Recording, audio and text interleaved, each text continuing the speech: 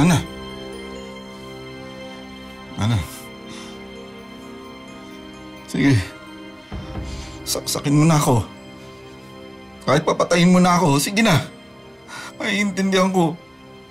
Pero gusto ko malaman mo na mahal kita, Ana. Marami akong kasalanan sa inyo ng mga bata. Tawarin niyo ko. Gusto ko magbago, Ana. Gusto ko na magbago. Patawarin niyo ako.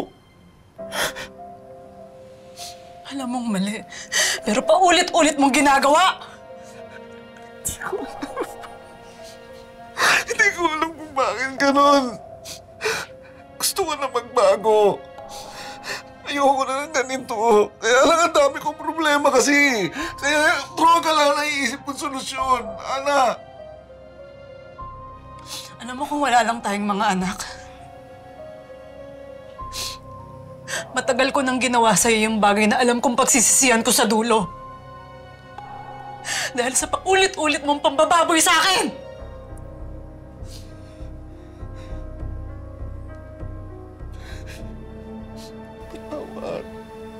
Patawarin mo na ako, Ana.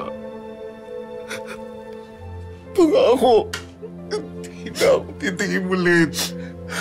Hindi na ako magdodroga ulit. Kahit kailan, hindi na ako gagamit.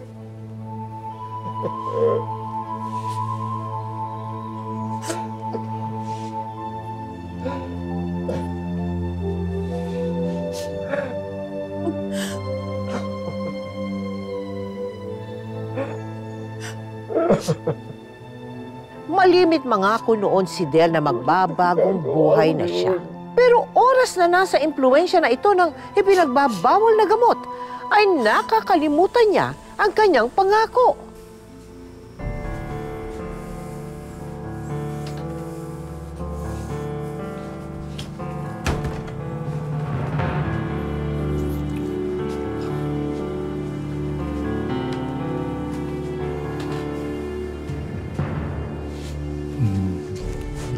Del, ayoko. Pagod ako.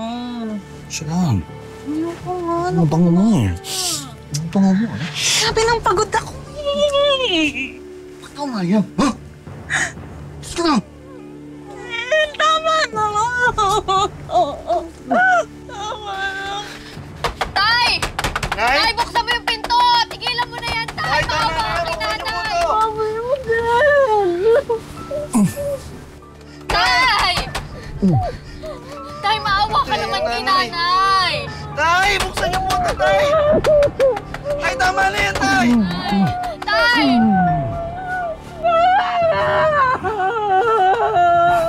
Hindi ka tumawag ng pulis, wala ka bang sinumbungan ng pulis. Pero sabi po ng pulis, mag-asawa naman pala to eh. Away mag-asawa. Away yung mag-asawa eh. Ayun, oo nga, ganun nga.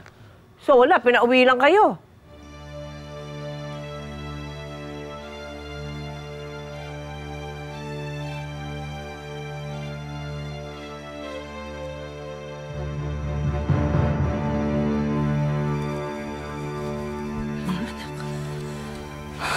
Dapat makaalis na tayo sa impyernong bahay na to bago niya pa tayo mapatay.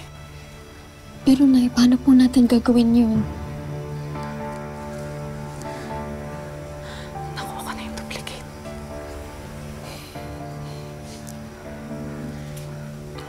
Paano po si tatay? Baka kung anong gawin niya sa sarili niya kapag iniwan natin siya.